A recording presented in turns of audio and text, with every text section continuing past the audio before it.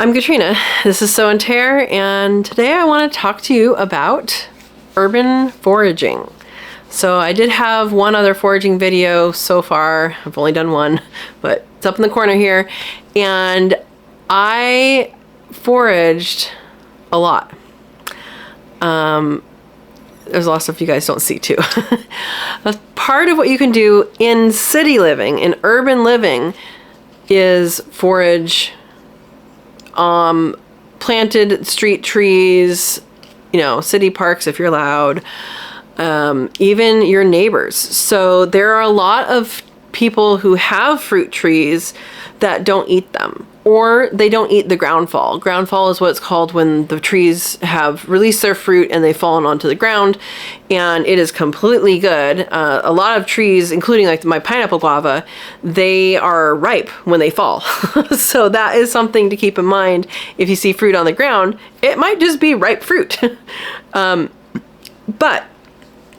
something I want to share with you is you should always ask the landowner. Street tree or otherwise, they may have planted that for their own use. So always ask before you pick. And usually people will say, oh yeah, I go ahead, or I don't even know that's edible, or what are you talking about? That's usually the answer you're gonna get. I've foraged carob, which is basically, I mean, it's used to it's a flavoring used like chocolate. Carob is something that people grow as a street tree here. Every so often you'll see it. I did actually today harvest some fruit from a palm tree and broke it open, and it tastes just like coconut.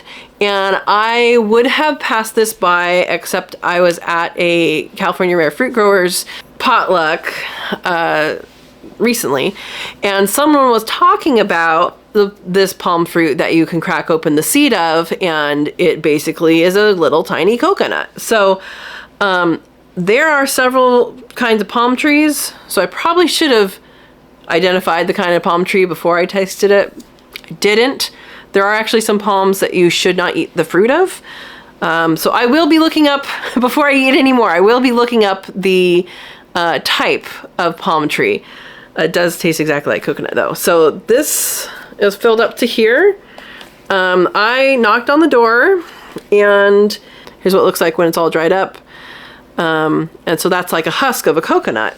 And I'll put in here a part of the short that I did so that you can see it when we broke it open. They are very hard, but this is one that's dried out, and I mean, it literally has like the husk of a coconut, and then inside that is the hard coconut. And then inside that, as you'll see in this short little clip, is the actual inside of the nut. Looks and tastes exactly like a coconut. Now, I do have to identify it just to make sure I'm not, you know, ingesting too much of something that I shouldn't. This is from a palm. It looks like a tiny coconut. Let's see what's inside. After many tries, you broke it open with a rock. Let's try it. Okay, here's a tiny bit of coconut. Let's try it and see what it tastes like. Oh my gosh. It's coconut. It tastes exactly like coconut. But what did I do? I saw that on the ground. I went up and I knocked on the door.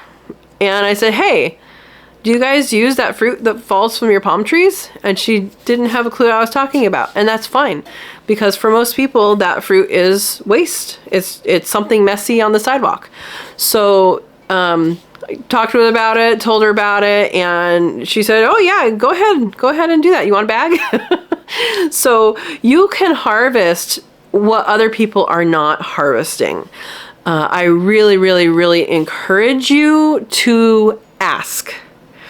Goes for street trees, goes for if it's hanging over the sidewalk, because those people may be like me, where you're growing your food for food.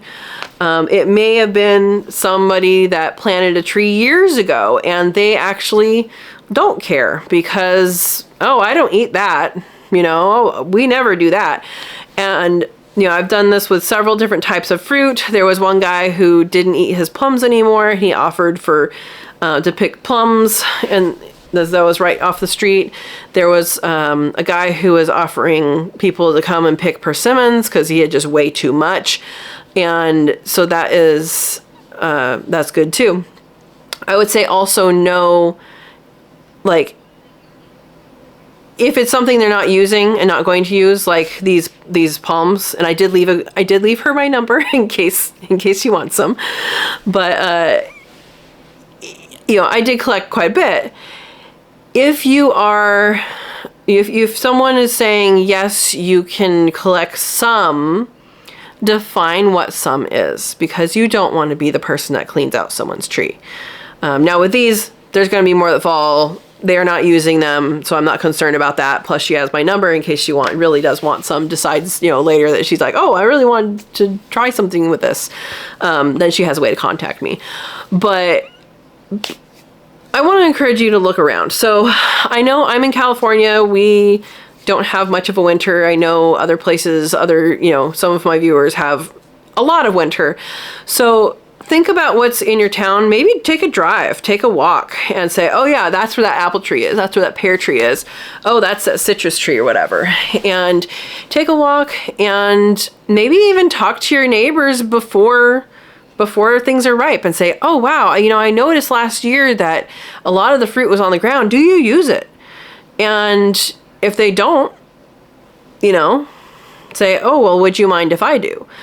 And something that's nice too, if it's something that you can make into a product, like if you're making jams or jellies or pie, you know, make them one, bring it back.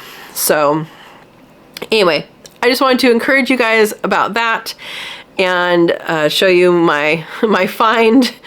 And yeah, like I said, I wouldn't have known that they were edible, and I have to look up the plant now. I have to look up the palm now and make sure they are actually edible before I eat any amount. But you will see a video, if it's edible, you will see a video of how to process these, because they're quite hard to get into. And so some of them are still green, some of them are starting to ripen, some of them are starting to get hard. And then like there's this other one that is already dry, and you know, the husk is ready to come off. So I haven't quite figured out if I'm going to try to just let them rot off or if I'm going to do some other things. I also considered putting them in the worm bin for a little bit, but I don't think I'm going to do that because the worms would not go through the actual shell. They would probably go through some of the fiber, but I'm not sure because it's really fibrous. Anyway, so I hope that this encourages you to find food, find your own food. Like I said, I've done wild foraging. I mean, elderberries grow wild here as well. But wild foraging is great. But if you can get, you know, apples and bananas, maybe not bananas here, but if you can get, you know, fruit that is familiar to you, that you know how to use, and even some that isn't, like the carob, I mean, you get chocolate basically. Then I say go for it. Go for it. Make new friends with your neighbors. Your I don't know, what do you call neighbors that are further away? Make friends and eat food. So there you go. Thank you for watching, and I hope you enjoyed this short little video. And please share it around. Make sure what you're eating is it's okay with the person whose land it came from, and also that it is good for you. And yeah, thank you for watching. Please subscribe if you haven't subscribed, and hit that like. Thank you, and have a good day.